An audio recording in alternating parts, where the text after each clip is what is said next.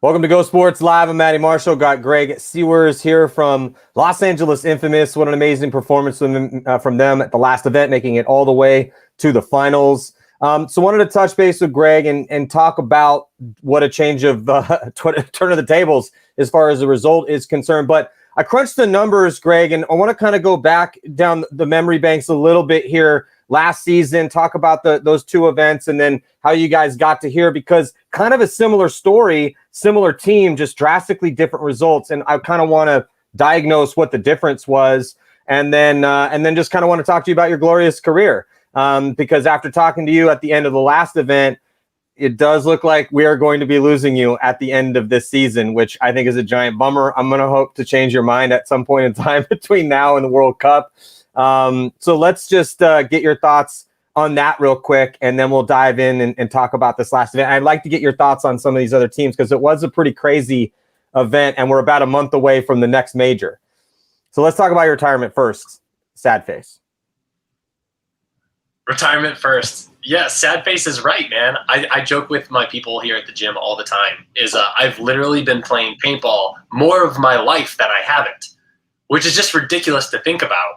But yeah, I'm rounding like 16 years professional. And, you and I had a chance to talk at the last event, but there's kind of a couple things that rise up. Is one, I've had a chance to do so many things in paintball, and it takes a lot of time and effort to do those things. And I'm such a competitive person that if I'm not going to try to be the absolute best at what I'm doing, I'd rather just not do it. And that's for myself and for my team. So with having a son, growing my family, growing my business, and, life in general, kind of making that switch, I'm ready to start putting those efforts elsewhere. On top of that, the one thing that I tried to sell you on is I'm big on work ethic.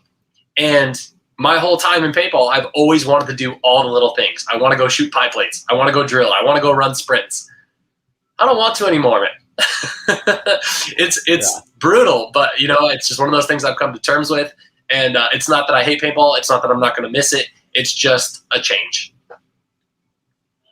Well, I mean, dude, you've been doing this for so long. I remember when you were, a kid and you came on the scene, you played for pretty much almost all of the top teams over the years. So you definitely have made the rounds, and you've had a great career. So and you have been doing it for a very long time, and you do have a lot of other things you want to put your effort towards. And that's why I wanted to get you on the show. Obviously, Infamous did really well, but I was thinking, man, for as far as the Infamous guy, we got to go with Greg, because this is going to be your last season. So I don't know how many more times I'm going to be able to touch base with you. But when we talked a little bit about this as we were, sipping some beers when you had that second place medal, and you were really frustrated. And we had talked about the different guys that had retired, and then Thomas was there, and I'm like, you can't give up yet. And he's like, dude, I'm rolling until the wheels fall off.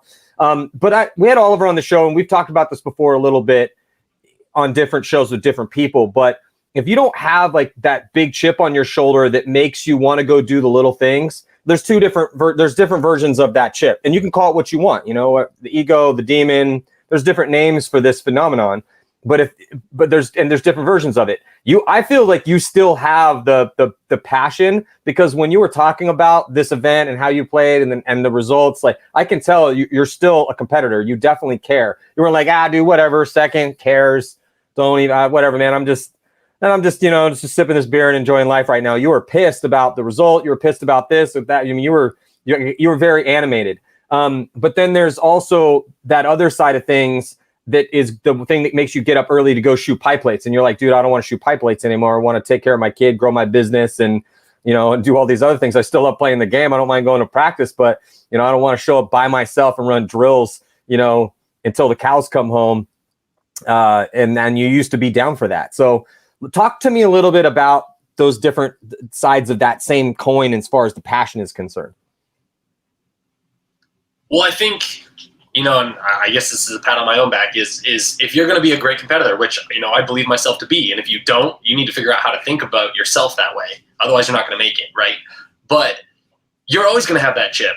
So, it doesn't matter if I'm doing pull-ups in here against some military dude. Like, I'm trying to do more pull-ups until his arms fall off, until the day ends, So it doesn't matter. Like, I think that chip, or like you described it when we talked, was that fire is always going to be there. And now it's just about kind of directing it towards something else. I could be just like Thomas and just run this until my wheels fall off, and I'd be happy to do it. But I think as a competitor, you're always going to be a competitor no matter what you do. So it's just about figuring out what you want to do. Yeah, but then I was trying to sell you on some 10-mans because we're headed to the 10-man. We're going to get some content coming at you from that for the ICPL. And you're like, dude, I don't know. And I just think you need a little bit of a break. And once the kid goes to school and you probably some business stuff gets settled, I promise you and I promise the paintball world that in some way, shape, or form, there's no way in hell that World Cup will be your last tournament that you ever play. You will definitely come back and play some sort of 10-man event. You'll probably at some point in time come back and play like something with some older vet dudes that just want to get their grind on real quick and go have like a fun a fun adventure. And I'm pretty sure we'll probably get you a big game. Now, you said no to all those things, but I just think you need a little bit of time. And you were freshly pissed off the second place finish. So, but yeah, I don't know. Have you, now that you've thought a little bit about that, is that something that you've reconsidered, or is that this it? The ship has sailed and that's it come World Cup? So if there's a chance to do something like that down the road, if there's a chance to do something like what you just described, yeah, I could see myself coming back as long as there's an opportunity to do what I do now, which is just try to go smash people, right? But what you won't see is me come back as like a D4, D3 semi-pro guy, like jumping into the tournament scene. That's not going to happen. If I can't be at the top, it's not happening. Yeah. Well, before we kind of jump in, since this is, and because I don't know if you've talked too much about it. I remember we didn't talk about this on purpose before because, again, not everything's for public consumption. But then I had asked you like, hey, can we talk about the retirement? And you're like, okay, yeah, let's do that. Do you have any highlights of your career that you can look back on just off the top of your head? I mean, we could probably spend the next hour talking about that. I do want to get into the run that Infamous has been on the past couple years, but I would be a giant dickhead if I didn't ask you, as your buddy and as somebody that's watched your entire career, what your kind of highlights have been along the way, because you have played for some top teams and it's been a very interesting road. I think one of the, just as paintball in general, the highlights are off the field. You can play paintball anywhere in the world with anyone.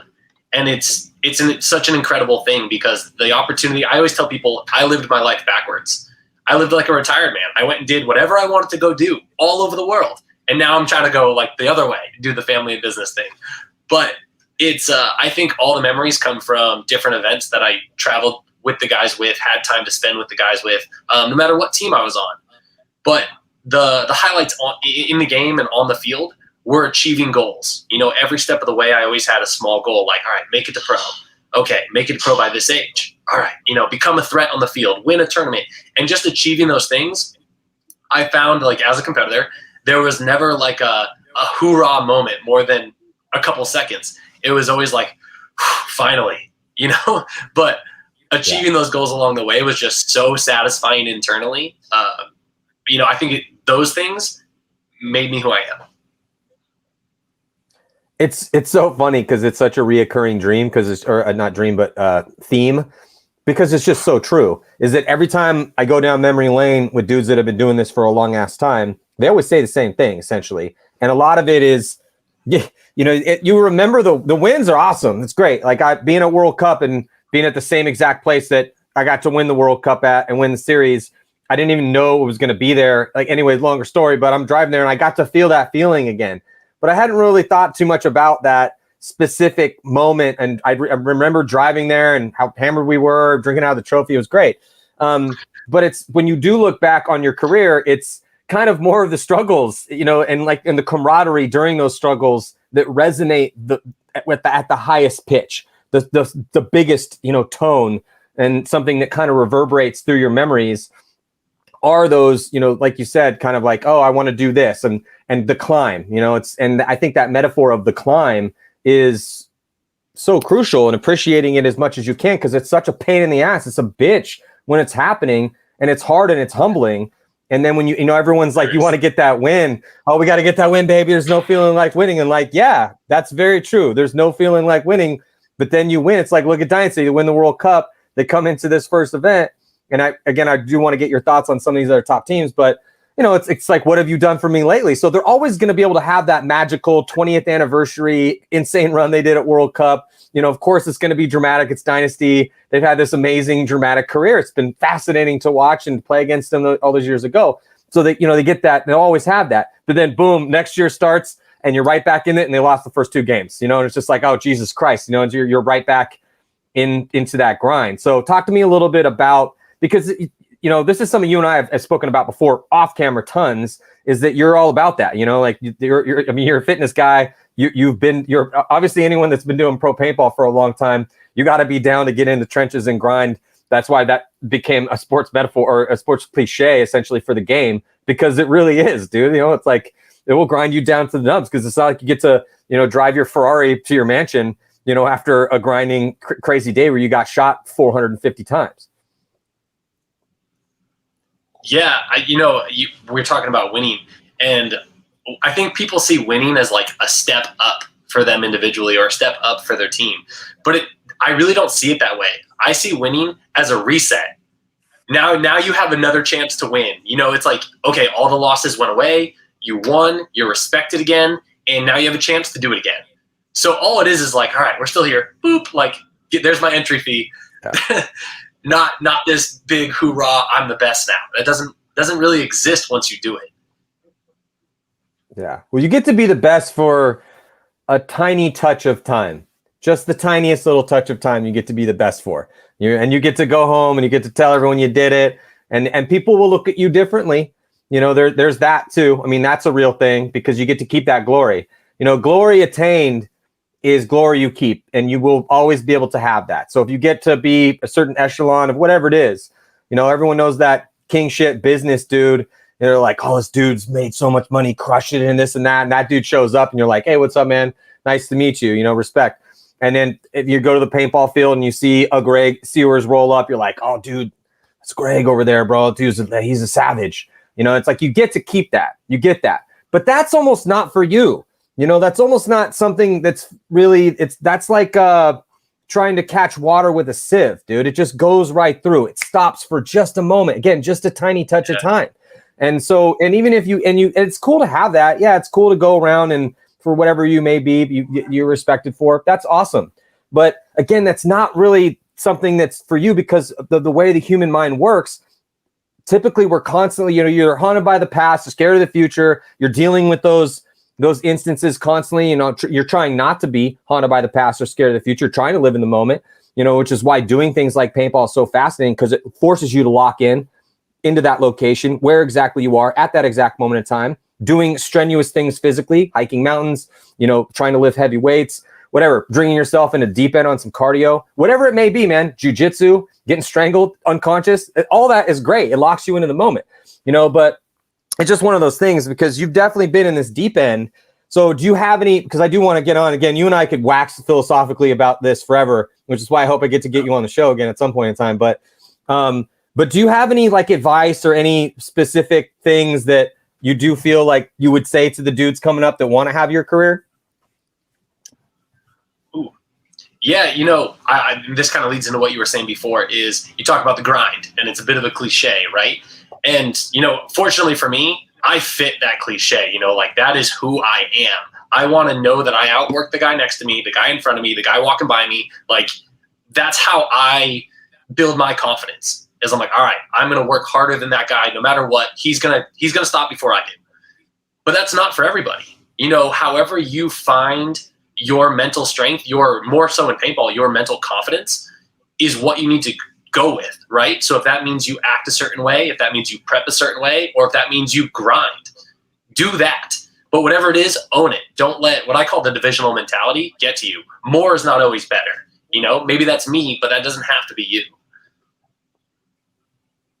Yeah, there's a fascinating John Donner from he's a jiu-jitsu guy, and he was on a podcast recently talking intricately about the discipline for a long period of time and how that relates to a lot of things. And when he was they were talking about drilling to get better, and it was so interesting because he says the same thing that all masters of any discipline. You talk to a pro baseball player, he's going to be very specific about the type of drills that you need to do.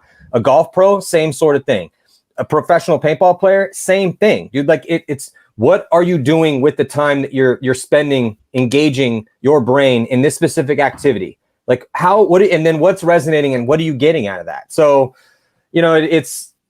I'll send you the link to it, but it's a kind of a fascinating because it kind of it reiterates to everything. But I do, and this is another thing I feel like this is just a public service announcement. Sometimes you have to repeat yourself. If you're not doing drills at the divisional level, you are not going to get that much better that quickly. If you're because it's fun to play points, man. You show up, play against you don't want to play against your boys. You want to play against another team. And it's good to beat the shit out of people when you're playing paintball. It feels really good, but only, again, to a certain point, because what goal are you trying to achieve?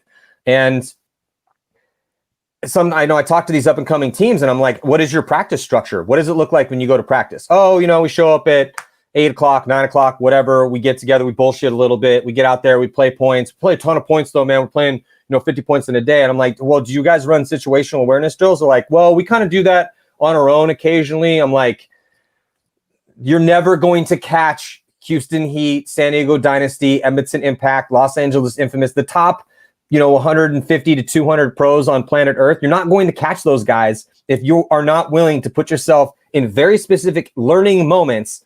And then once those moments happen, take something away from that. And again, dude, if you want to just go play for fun, cool, do that. But it just drives me a little crazy to hear the same thing over and over and over again, and then have these guys complain about, how hard it is to win and how hard it is to tear up. And it's not wrong. It's definitely difficult, but there's an easier road. So, but you definitely were that guy though, Greg. You were the guy that was down to roll. Uh-oh. I can't hear you now. Uh-oh. Hold on. Uh-oh. It's probably the headphones. Still can't hear you.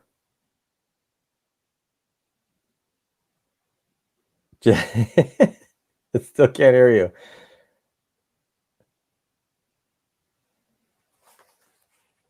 No, still can't hear you.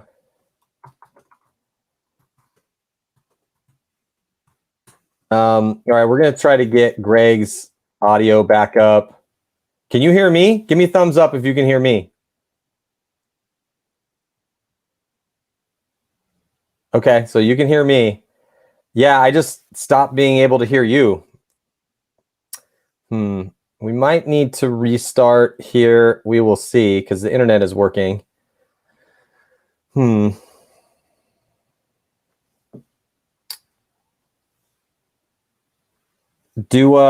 Apologies, everybody. Yeah, bummer. If you can, so you can hear me. There's a mic icon in the top of your screen, and then there, right next to it, is a settings, a little cog. If you click on that cog under audio, it will have default, and you might be able to do it there. How about now? Oh, there it is. Okay, we fixed it. Tight. And again, I'm not even the tech guy, but I've just had that issue occasionally going. Oh, wait, damn it. Okay, I can hear you now. Okay, thank God. I'm sorry. What do you got for me? Whew, scaring me there. Okay, so you can hear me. Yes, I can hear you. Yes? Yes? Okay. So what we were going to say before technical interruption was one thing that is unique about paintball is we're one of the only sports that doesn't play to warm up before a game, right? So on top of doing your drills before you get there, you need to have triggers to get yourself ready before you step on the tournament field, right? And a trigger can be anything. It could be you snap shooting in a mirror in the morning. It could be you tying your headbands. But you have to have something that puts you in game mode before the first point. Yeah, no, I totally agree. There's so much of that. It could be audio, it could be physical, it could be something you listen to, it could be a slap in the face. We used to do that back in the day. People don't really do that anymore. Everyone gets up in a different way, but because this game is so mental, and that is, you know, and this is, I think this is a perfect moment to kind of dive in a little bit and talk about, you know, I went back and crunched the numbers on Infamous here, and if you guys look at your second place performance, so you guys almost ran the table. You only lost one game, and it was to Impact by 1 point in the finals. A very close match. 1-2 was the score in favor of Impact, obviously. But you beat AC, but it was just nothing but close games. Your points for and against, it was 31 points for you guys, 21 against to a +10. And then you beat AC Diesel by 1. You beat Ironman by 1. You beat Extreme by 4. That was a pretty big win. And then you beat DMG by 3. And then you had a 1-point victory against AC Diesel in the quarterfinals, a 1-point victory against the Russians in the semifinals, and then a 1-point loss. So that is pretty fascinating. And then if you also go down and you look at your last two events that you guys had, the only two events that happened last year, can you still hear me? I just want to make sure that we're good. Yeah. Okay. So if you look at your last two events, a 12th place in Vegas and an 11th place at World Cup. You guys didn't make a Sunday last year, but your plus minus was really close. So you had a +10 at this last event with a second place finish in all those 1-point games. Then you had a kind of a similar situation last year where in World Cup, even though you guys went 2-2, better than you did in Vegas, barely as far as the ranking was concerned, 11th versus 12th, it was a +2, 19 points for, 17 against, and then it was 19-21, a -3 in Vegas, even though you lost 3 games. You only beat Level by 1 point, but you lost to Dynasty by 1, you lost to AC Dallas by 1, you lost to Aftermath by 1, and then you beat So it was just, you guys have had nothing but essentially nail biters for a year and a half now, almost. I could even go, I could go back farther, but this has kind of been the plight for Infamous here. It's just been really fun to watch you guys and really dramatic to probably be on the squad. So, but we're going to dive in a little bit deeper into this, but what are your thoughts just on that roller coaster ride first, and then we'll kind of get granular on it. So I was ready for that kind of game because of the last time I played for Infamous in like 2011, 2012. I'd say, you could pull up a percentage for this. 90% of our matches were won in overtime. It was something ridiculous. So that's just who Infamous is, and I wish I had a good answer for you, but it's crazy. But the one thing that was different between Vegas and World Cup, it was the same point ratios, right? 1 point loss here, 1 point loss there. It never felt like we were really in control. I didn't know that we won all those games by 1 point until you just told me. Because when we were at the last event, I felt like we were in control constantly. Even when we were down a point or two, we were calm, cool, collected. We kind of had a plan. Everyone bought in. And that's, cliche answers, but it felt like we were winning the whole time. Like I would have told you we beat everyone by 3. Yeah, well, and again, you did beat Extreme by 4 and you beat DMG by 3, but Infamous has been another one of the themes you guys have had for your story is that things will be drastically different. It'd be hard to win a game on Friday, win both your games on Saturday all the time. That was 2 years ago, and you've been on this, but you've been on tons of different teams. It's just, and Infamous is just one of those teams that just seems to constantly be, in some sort of drama filled. It's not even like, it's not a team that's screaming at their opponents and getting in arguments with Jason Trozen and arguments with it's not quite that. It's just that for some reason it's always, we need to win both of our games here on Saturday to have a chance. Or oh, but we barely got knocked out, or we're winning every game by 1 point. And, you know, like you guys did on, or lose by one, like you guys did on Sunday. But, and I guess this might be a good time to kind of talk about how you guys actually did look as far as the style of play, because it did look like the teams do take time.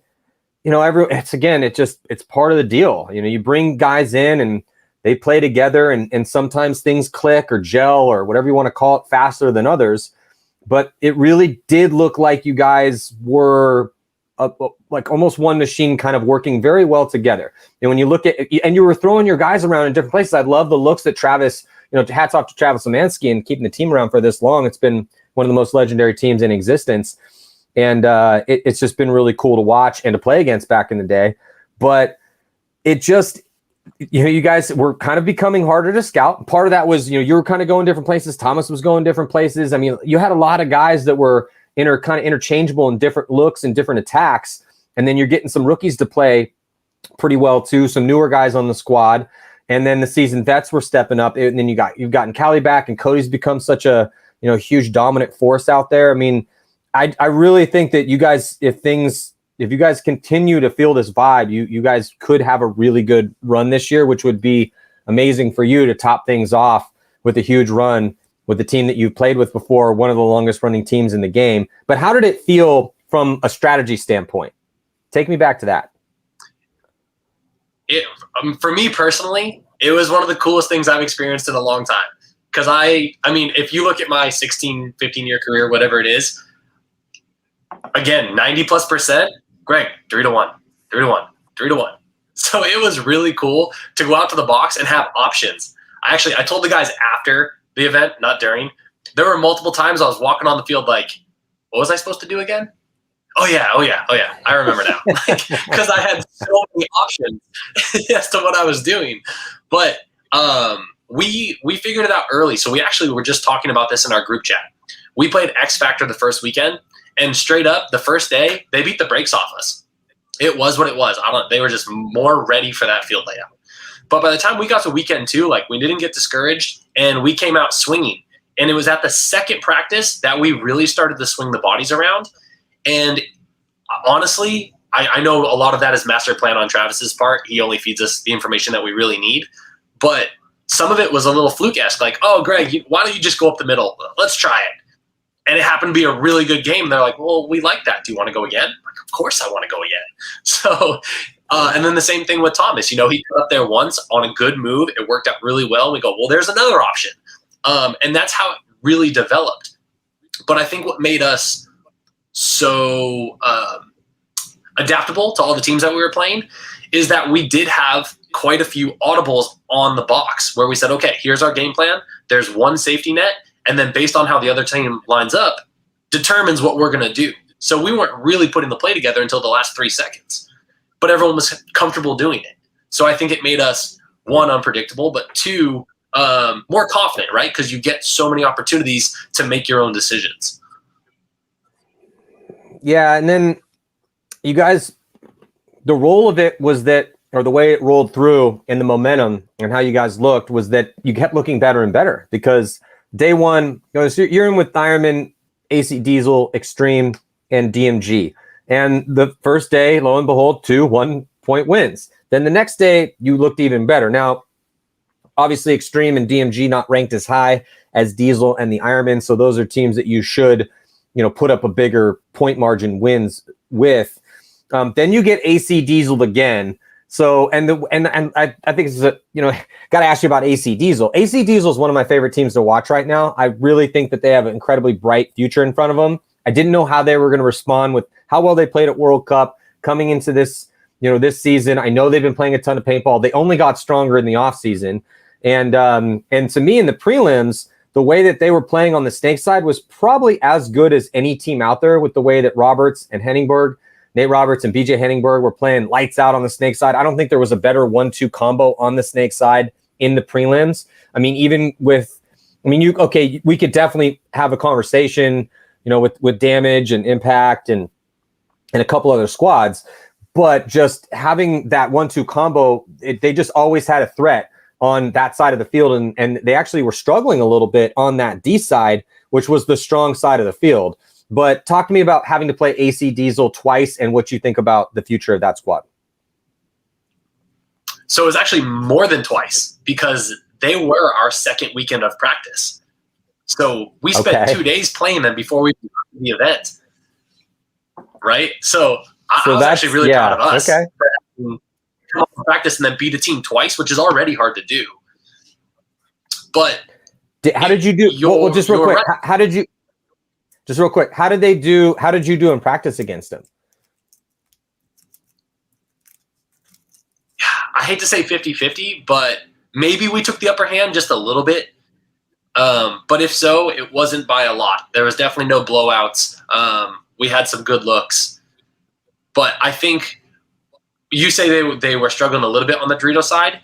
I thought so too, but more so, I didn't think they were punching the middle as hard as they could. I thought they were counter punching in there, clearing a guy out, and then trying to ignore it. Whereas, we were going up there a lot. But it just made it much more easy to slow down their snake side because you could put more focus on there knowing like, okay, this area is a little bit safer. But as a future for the team, I'm right there with you. I think they're going to be nasty as they grow, as long as they don't do continuously what they did at the last event, which was, go to those inside spots, play the cross game for too long, and then try to make a counter punch, right? You have to have that first blow attack, at least here and there.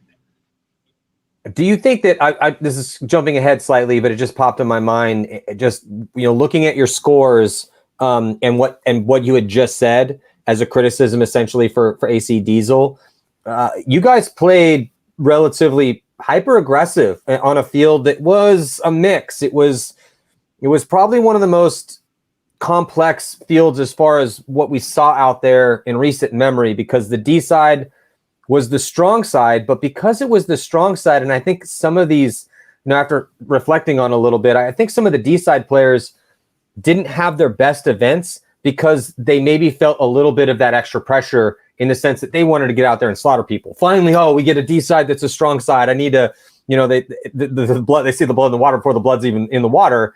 And then they start to over battle a little bit, because we did see, like on AC Diesel, I'm a big fan of Mark Baginski. I think Mark Baginski's got a huge future in front of him. And they did have some guys that, and they were interchanging different guys as well too.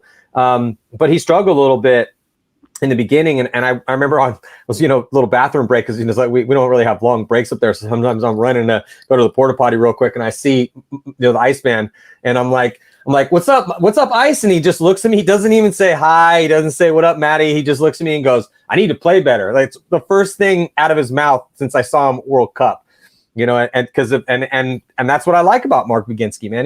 He's no bullshit, and he's fun. He could be fun to hang out around with. But that's why they call him the Iceman, is because he's a straight shooter when it comes to paintball and what he wants to do, and he can be a killer out there. And I was running past him. I'm like, well, you're not wrong, and then so. But I just think that a lot of the younger D side guys with the strength of the D side and the options over there kind of just, I think, overextended a touch in a few moments. And I thought that was, I don't know, what do you think after thinking a little bit about it and playing the event? I don't know. I saw that a bunch out there. Yeah. So I think you're right?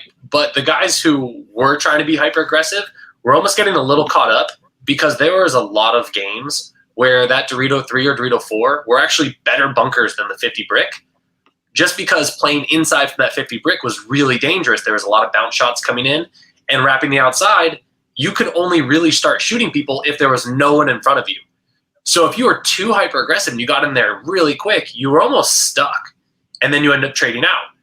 But then you saw guys who, like AC Diesel, would go to the Dorito 1, look inside, and they were shooting those blind shots to try to slow down the middle, while, someone else might be flying down the field. So I think it was the pace change more than the hyper aggression, but it was just a lot of decision making for those guys. Like, do I go? Do I not go? The little Dorito 2 on the outside was actually a really safe place to be when things were bad, but no one thinks to dive into this little bunker when, the storm is coming. So making those quick decisions, I think, threw guys off.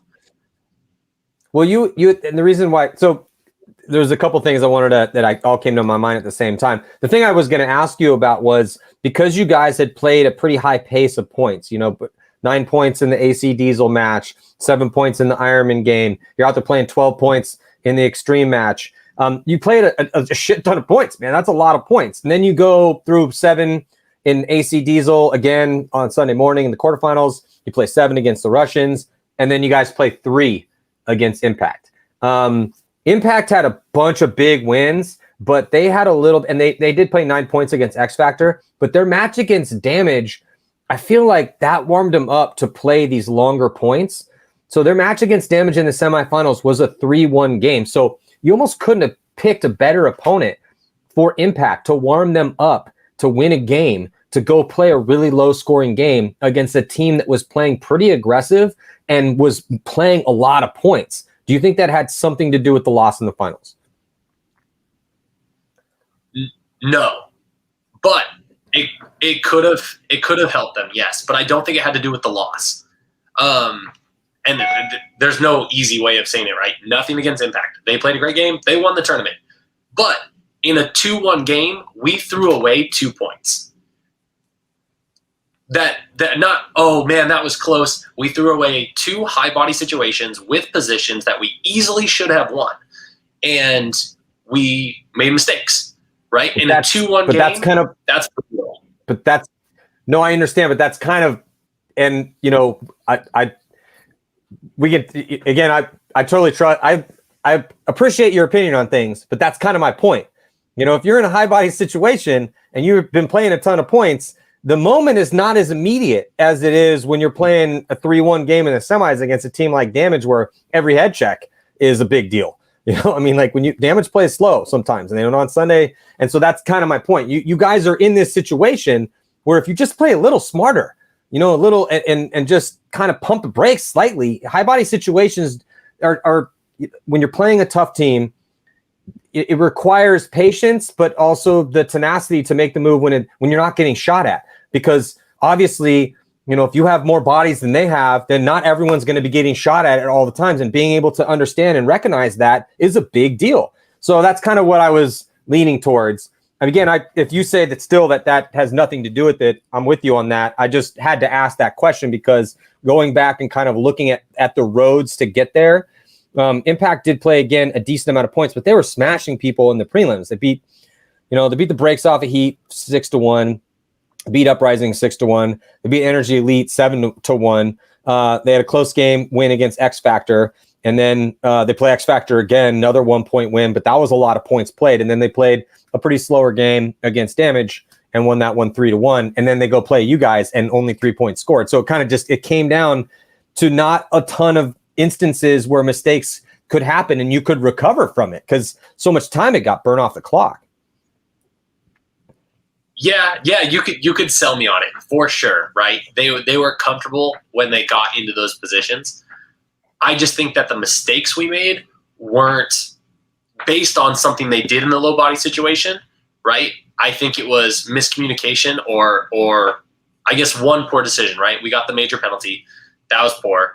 Yeah. And then the 2-on-1 where Cody and I were versus Mouse, that should have been an easy win. But I totally had a miscommunication. I thought there was a second guy alive. So I don't think that's a benefit of them playing slow points versus me making a mistake. Yeah. No, and I appreciate that. And the fact it just again, from the 30,000 foot view, where I'm kind of looking all this develop, you do see occasionally guys when paintball is played at a pace. When you play at a certain pace constantly, you get locked into a certain mindset. And if all of a sudden a curveball is thrown at you, which I think is a perfect example of that. I mean, when the reason why curveballs are hard to hit, any baseball fan knows, anyone that played baseball. You played baseball, right? Didn't you play baseball? Very briefly. It's too boring for me. Okay. But when you're a pitcher and you're throwing off-speed pitches and you're throwing stuff that spins and moves, I mean, that's kind of the whole point. You're changing up the trajectory of that, and you're changing the speed in which, so the guy that's hitting can't get in a rhythm. If you're just grooving fastballs, dude, when you hit the major league level, I don't care if you can throw 102 miles an hour. If you're hitting a fastball if you're throwing a fastball that doesn't move, like the guys are going to be hitting those things over the fence because it's going so fast. So at the pro game, I just thought it was a question I wanted to ask you when I was kind of doing my homework and going back and crunching all the numbers and looking at the matches. And I was like, I wonder what Greg's going to say when we look at the pace that you guys are playing, because you had said your job, and I love this quote, but you had said your job was to chase the chaos. When we had you, I love having you up in the booth, but when you were up in the booth, you had a couple interesting things to say, and one of them was that your job was to chase the chaos. And I thought that was a very appropriate way to describe what the top dudes were doing out there, because they were, because that's, and what does that really mean? What does chasing the chaos mean? You could say that it's a read and react on where the blows should be coming. So it's like that means sometimes you have to be proactive and create the chaos. Sometimes you have to react to the chaos, but you're chasing those moments. That's and that's the way I read it, at least. So I wanted to kind of bring that up, because then as we go into the finals and not a ton of instances to work with, you guys, again, you only played 3 points. So, when you play 9 points, you can go out and make a mistake. Who cares? You go back out, get it back. And that's why guys, and coaches concede points when it's not looking good. But because just the way it all shook out, and the way the paintball gods wanted to see it played, there was only 3 points played. So I figured that's why I'd ask you, just because there was so few mistakes that ended up being the difference. But that happens a lot when you get deep on Sunday. Things slow down quite a bit. Yeah, absolutely. And you're definitely right? They came off a game that was mirror image to what we played in the finals. So, like I said, I think that made them really comfortable, and you could definitely say that made them, more prepared for that match. But it is what it is. With the chase the chaos, you're absolutely right. That's exactly what I meant, where it was like, find the moments. Sometimes it means retreating to that little Dorito 2 on the outside and hoping that things get better. And sometimes it means sprinting through to their 30 off the break. It just, you do what you got to do no matter what. Are we going to continue to see you play more positions as the year progresses? Is this something that's, I would say, okay, you could probably tell me, I don't want to give anything away. But that being said, I think Infamous, I just, the way that Travis is rolling with things now and how things are working, I can't possibly see going back to where it's like, okay, Greg, D1 every single time, and Thomas, you're just going to go to the snake. Like, why would you guys do that? So you guys are going to be a lot harder to scout, but I figure I got to ask you anyway. Yeah. I think it fits whatever the mentality of that field is, right? I am just always going to be a more aggressive player. So if I can be in a position to be aggressive, it doesn't really matter where I am. I'll hold true to one thing, that if you see me in this snake, things are already bad. I'm not there purposefully. So anywhere else is pretty much fair game. It just seemed like you were having fun out there. It seemed like you were having fun. It seemed like Thomas was having fun. Infamous has always been a team that likes to have a good time. So talk to me a little bit about the vibe on the squad right now. It seems to be, obviously the vibe's always going to be good when you go all the way undefeated until you get into the finals and you lose by 1. But Harrison pulled off a 1-on-3. He got move of the tournament. Everyone looked good. The younger guys are playing good. Brett Mess has been working his ass off. There's just very few chinks in the armor for you guys right now. And the way that Travis is coaching the squad and putting the X's and the O's together, I really think you guys could have a really solid year. We talked about this in the preseason too, about how hungry Infamous was going to be coming off of a very peculiar 2020 where we only have 2 events because of COVID, and you guys weren't able to make one Sunday with a lineup that I thought was pretty nasty. So just talk to me about the vibe on the squad. So the vibe last year was really hot going in. We're like, man, we played great at our practices leading up to the first event especially. And we felt the same way. Like, we got hot lines. Let's just roll in, do what we know how to do. And we felt like we made really small mistakes, like new team mistakes. No matter how experienced you are, no matter how hard you try, they happen, right? I'd love to say they don't, or there's a way around it, but I've never experienced that. So going to this year, we're like, cool, this is the fresh start, right? Last year was so messy. We don't really know what happened just outside of paintball and on the field at those 2 events. Let's just feel good going into this one. So even after getting our asses kicked on the first weekend, everyone was like, no, we're good. It's cool. We're going to make some small adjustments, blah, blah, blah. What I'd say is there's a lot of faith in the guys around us, right? I even got to see a little bit of fire from Travis in one of our practices, which I haven't seen in a while, right? Trav is always a pretty stand-up dude, but he's usually pretty collected.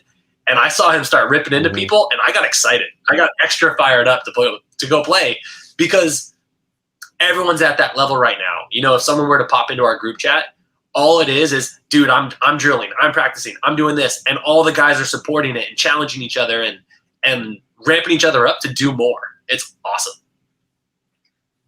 That's great, man. It's because you've been on, again, so many of these teams over the years. You've been on Impact, you've been on Heat. I mean, you've been actually. Let me do this. I wanted to do this with you. Don't pull it up online. Just go through all the teams you played year by year. Because I remember we did a show and you couldn't remember exactly what team was what year. So I just want to see you do this and potentially fumble through your pro paintball career because you have literally played for so many paintball teams. All right, so start from the beginning. Go ahead. Okay, hang on. In my defense, there were multiple years where you could play for two teams in two different leagues, and I did. That's very true. Really okay. Fair enough. But fair enough. 2006, little Greg goes pro with NYX. 2007 was excessive. 2008 was Ironman, and that was a double team year because I also played on Oakland Blast in MPPL. 2009 was Bushwhackers. 2010 was Aftershock, and that was also a double team year. I played with Explicit in 2010. 2011 was Infamous. 2012 was Infamous. 2013 was Impact. 14, 15, 16 was Heat. 17, 18 was Ironman. 19 was Impact. 2021 was Infamous. That dude, you did great. See, the last time you did great. The last time I asked you this, you were like, "Well, I think it was dude, I can't remember. Yeah, well, I did play for that team, but I can't remember the year." You nailed it that time. There's one left. So in 2009, the Bushwhackers disbanded before World Cup, and I went and played with Aftermath for one event. I was going to say, I felt like there was one or two missing in there, but it was the Aftermath one for sure. No, that's great, dude. Like I said, legendary career, dude. Listen to those names. That's insane. Okay, so before I let you go, I got to ask you a little bit about some of these other top teams because there was craziness that had happened. Let me ask you this question first. Houston Heat taking 11th place. I mean, one of the biggest stories of the rest of this year is going to be how does Houston Heat, a team that won the World Cup twice, Dynasty won it in 2020, but the 2 years before that, it was Houston Heat, 2 years in a row, winning World Cup. And they haven't changed the roster at all. You could argue that they only got better by picking up Todd Martinez as their coach. You know Todd really well. You know Houston Heat really well. You played with all those guys. What do you think's going on with them? And just real quick, so their day one, they lost Impact by a ton, 1-6. Then they lost by 1 to X Factor, so they went 0-2 on day one. They needed 2 big wins to have a chance. They were in the bracket of death with Impact, X Factor, Heat, Energy, and Uprising. And then they beat Energy by 1. That kind of sealed the deal. They needed a big win there. Hats off to Energy for playing the spoiler. And then they beat Uprising by 3. So they went 2-2 with a -2, 17 points for, 19 against, but 11th place. And never really missed a Sunday.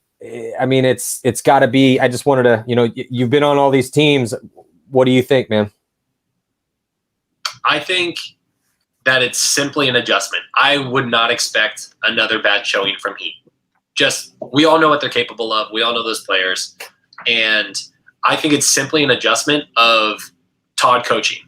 Todd's a phenomenal coach, but he does control a lot of things on the field. He likes to set up plays that run 30 seconds into a point, whereas most coaches try to control the first 5.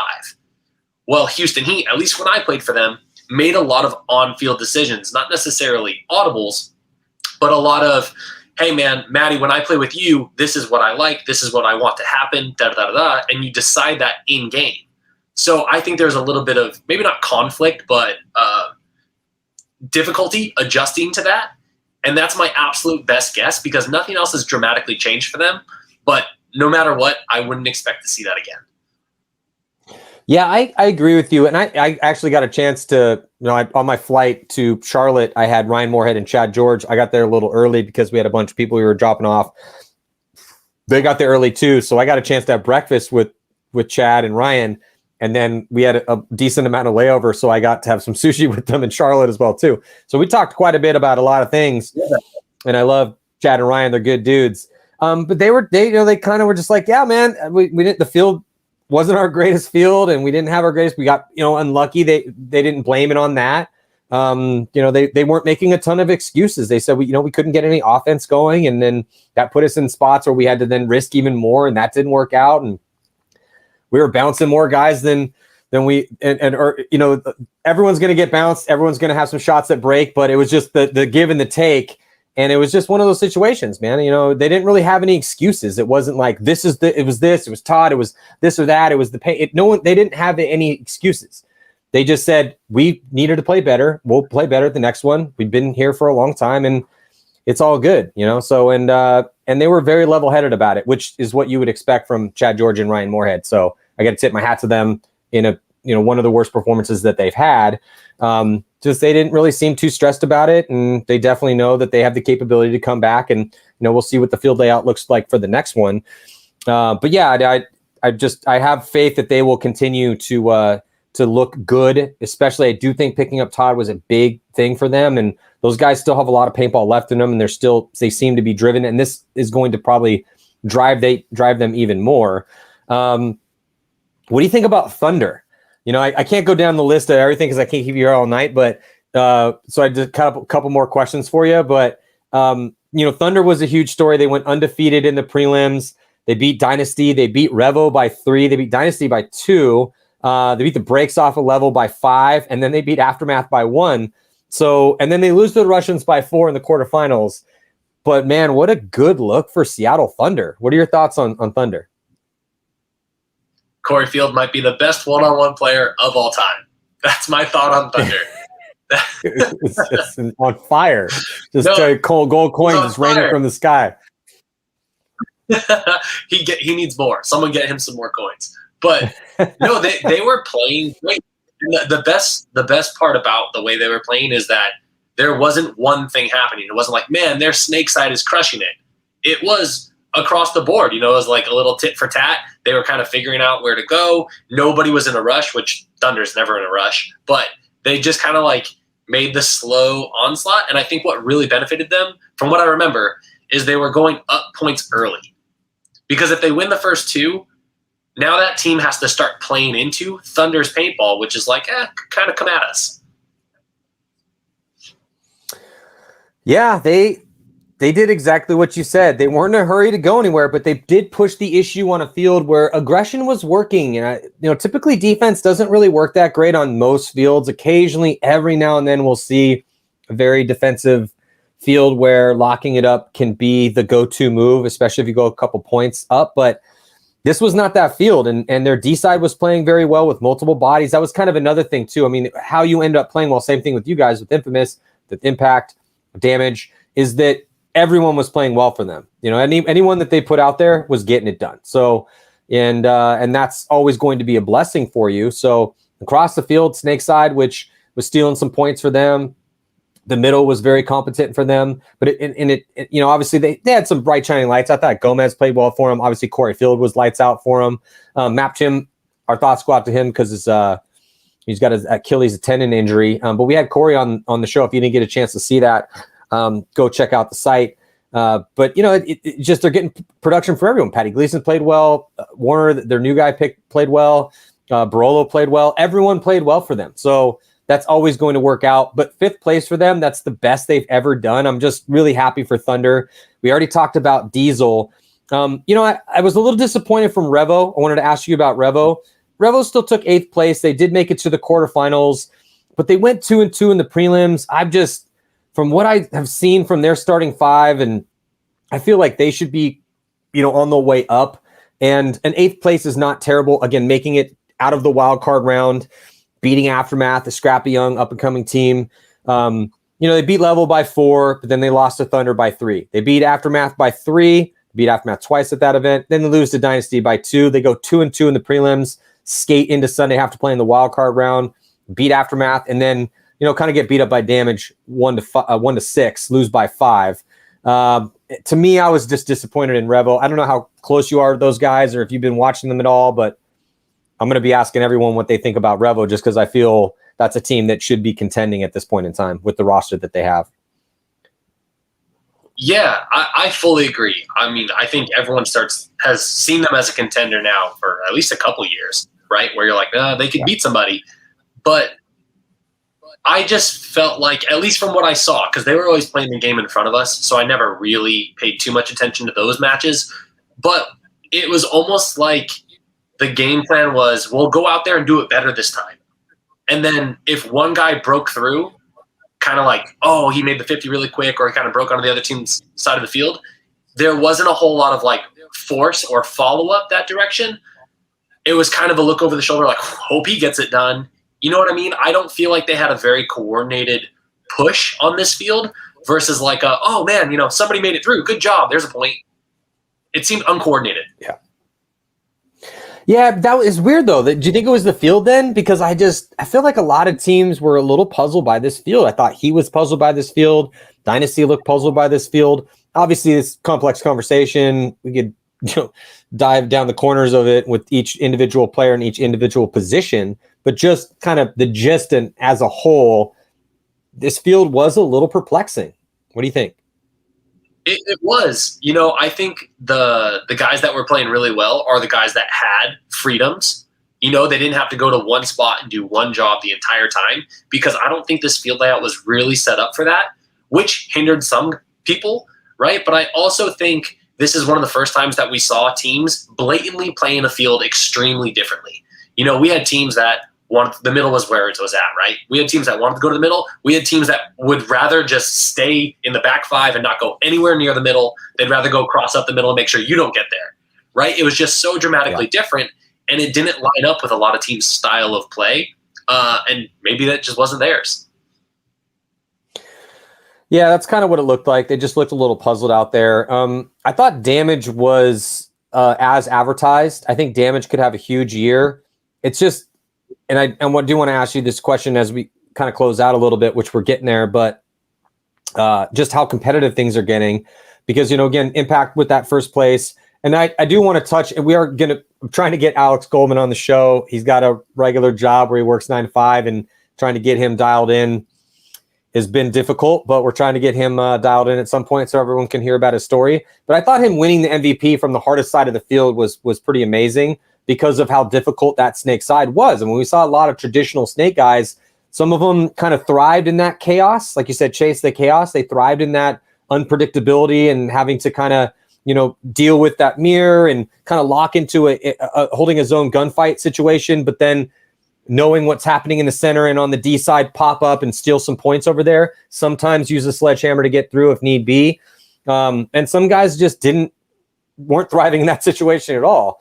And to see him and Kyle Spica kind of trade a little bit of time in the prelims, I thought that was really cool to see Goldman step up and kind of be what we expect him to be all the time, which is the best snake player on planet Earth. I feel like he kind of has a lot on his shoulders sometimes and puts a lot of pressure on himself. And I thought he lived up to the hype this time, so that was really cool.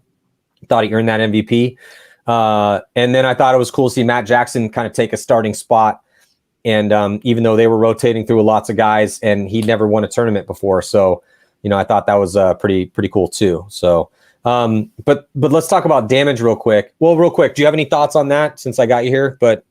And on either Matt Jackson or Goldman's performance? Yeah, I think I don't have too much on Matt. I mean, he played his style of paintball and it worked out really well. So congrats on your first win. I know that feeling. But I think what Mouse did really well and what fit that field layout really well is he had first gear and he had sixth gear and he had nothing in between. So against us, he played in first gear. He was so true. Not doing much. And then one guy would die out of the middle, and that dude was in sixth gear on your side of the field, right? And he did that really well. Yeah. He was definitely, it was either like a Ferrari going to 240 miles an hour, or it was like entrenching tool and barricade himself up and just edges of goggles, tip of barrel. That's all you're going to see. And so his ability to kind of switch between, the race car and like a World War One fortress, like it was impressive. Which again, from the harder side of the field and knowing when to do that, it was just cool to see. But let's talk about damage, because I think the damage on the precipice is something special. I think they're going to be. I just think unless they just drastically, completely shoot themselves in the foot, I don't see them not being relevant on Sunday deep into the afternoon, just because of how kind of pissed off and hungry all those guys are, and how deep they are. So depending on the layout, obviously, and how everyone's feeling that weekend, if they can stay healthy, because they definitely are getting some dudes that are long in the tooth a little bit. So that's why it's good for Joey to have so many guys on that team. I want to get your thoughts on damage. Third place, they lost to Impact by 2, beat the hell out of Revo 6-1, went undefeated in the prelims, and looked really good doing it. They had a plus 19. Their point differential, Greg, was plus 19. So Impact's was plus 21. You guys had a plus 10 at second place. They went 31 points for, 12 against for a plus 19. They look pretty nasty. That's pretty ridiculous. That's a good stat. But, just thinking about them, like, Damage has always been a great team, right? They've had winning seasons back-to-back. They've gone through a lot of changes. They've almost died and come back, right? But I think one thing that their roster has is they literally have someone for everything, right? I think they have a weapon for every kind of scenario, and they happen to but they did. They all fired on all cylinders at this event, which just made them really hard to beat, right? Because what they did was not like Revo. If one of their weapons broke through, the support went that way, right? And you saw this coordinated flood in one direction, and it made them really threatening, but that point ratio kind of puts it all together, puts it in perspective.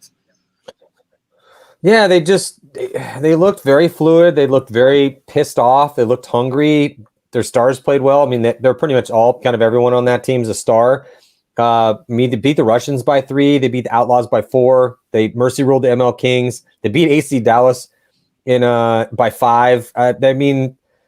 They beat Revo by other than their 2-point loss to Impact, I mean, it would not have surprised anyone with the way they were playing that field if they had won the tournament, or they were playing you guys in the finals. But last question, 2 more actually. We got Russians in Dynasty. The Russians took 4th place. They had a tough time getting all their guys. You've been playing against the Russians for years. What was your thoughts on, they picked up Mike Waring, but they did pretty well. I mean, they had a plus 15, 31 points for, 16 against. They mercy ruled AC Dallas. They beat the Outlaws by, that was another mercy rule win. So 2 mercy rule wins on day 1 with 6 dudes. And then beat the ML Kings. They lost to Damage by 3, and then beat Thunder by 4, and then they lost to you guys. So since you played them, what are your thoughts on the Russians? They're always going to give you a game, right? They're an amazing team. They're always well prepared. They're always going to do something that you haven't seen before after multiple weekends of playing the field. We're like, well, that's new. But I think having the 6 guys hurt them. I think they were mentally ready. I don't think it bothered them when they stepped on the field, but there's no way that you play that many points and that many games and don't get affected by it. Yeah, no, I totally agree too. Last question, Dynasty. Losing 2 games right out the gate. They did not look good on day 1. I don't remember if we had you up I don't think we had you up for a Dynasty game, but obviously you're probably going to be scouting Dynasty a little bit. Because you never know what Dynasty is going to bring to the table. But then they come back and they win 2 games big. It's kind of like Heat. Heat they lost both their games on day 1, and Dynasty lost both their games on day 1. Both those teams needed to come out day 2 and have big wins, put up some big numbers, get some mercy rule wins to have a chance to make Sunday, to go 2-2. Sure enough, Dynasty does. Houston Heat did not. Dynasty was able to beat Level by 6, get a mercy rule win there, and then they beat Revo by 2. It was enough to get them through, but ended up taking 10th place. So first place at World Cup, 10th place now. Got a little bit of an uphill climb to try to get that series title, but they only lost to X Factor by 1. What were your thoughts? I mean, again, you've been in a situation on teams over the years and recently too, where things are not going your way. Everything's you're coming off of whatever, picking up some new guys. You're supposed to, the hype is real. It should be real, and it's not real. And you're like, what the hell's going on right here? So mentally, what do you think they were going through on day one? And what are your thoughts on how they recovered from that? I think on day one, they were experiencing what Infamous experienced in Vegas last year. We're like, what is happening? We were so ready. We were playing great in practice. Like, things aren't going our way. And then I think going into day two, they started to feel better because they were winning those points. But that internal team stuff never went away. Little things like I watched Alex get shot in the back multiple times during their matches. And that's just a miscommunication, a little falter, like little things just not going your way, mistakes, whatever it is, whatever you want to call it. And that's how we felt in Vegas, where I was like, I never shoot my own guy, like that never happens. Why today? Right. And I just think it's that subconscious mind still sitting in day one, like, all right, don't mess up. Ah, damn it. Like trying to deal with that is really difficult. And they just didn't have enough. Yeah, it was cool to see him come back. I was kind of looking for that, from Heat as well too. I thought he was going to step up and beat Energy and Uprising by big, to make it super dramatic. Dynasty ended up doing it. Hard fought lost X Factor in the wild card round, but also Dynasty had a lot of changes, man. Their longtime coach Rusty Glaze no longer there. They're bringing Skinny Kevin, and he's coached him before, played on the team. Everyone loves Skinny Kevin. He's a very smart guy, but that happened like 2 weeks before the event. And then Dalton can't show up. Scotty Kemp retires. They pick up Grayson. And I think Grayson's a talent, man. I think Grayson's going to have a long professional career in front of him. He's a very smart guy, works very hard, but got to the 50 and looked puzzled, a decent amount, which we see is kind of a rookie mistake. You had talked about how that 50 was tough to create from there and how maybe that wasn't the best spot. But they had a lot of change in a small amount of time. Ryan Greenspan was not able to play in the prelims because his back was messed up. So, and even though he did play on Sunday, so it was, they just had too much going on. I feel it was cool to see him recover, but hey, that's what the next event's for. But anyway, Greg, thank you so much for joining us. Please let everyone know what you got going on though, as far as like where they can get in touch with you. You do training, you work with teams, you work with players, and then, I'm looking forward to seeing what you got for the next 3 events. For your sake and for Infamous's sake, I do hope Infamous takes one of these next 3 events, because it would put a little capstone on a pretty awesome career that you've had for the past 16 years. And I love what you guys are working with right now. It's a really fun team to watch. Yeah, I honestly, truly having it be my last year, I wouldn't have it any other way. It's been absolutely awesome. I'm looking forward to more. But in the meantime, I'll keep shooting pie plates until it's totally over. And if anyone needs help shooting those pie plates, right? If you need paintball help, I highly recommend BKI. I was a part of BKI for a very long time as one of their coaches, and it's a pretty amazing program.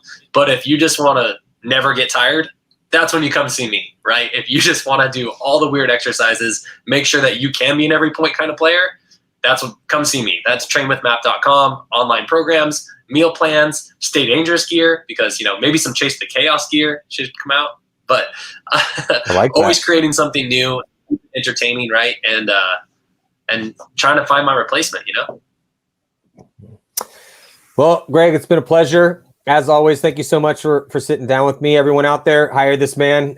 He's been doing it for a long time. He knows what he's talking about.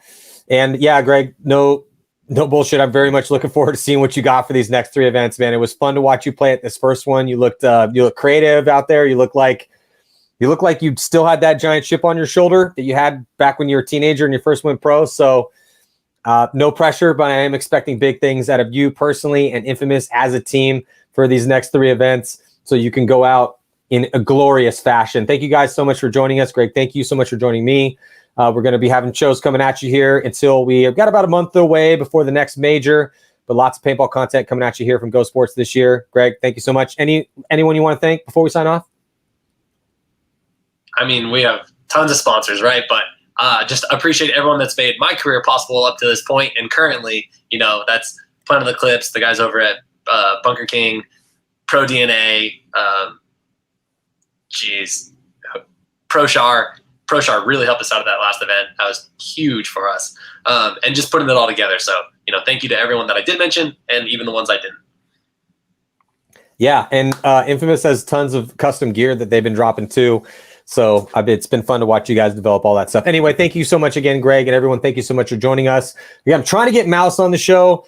Hopefully we can get him next week. We will see, but we will have some awesome guests coming at you here as we lead into this next event. I'll see you guys soon.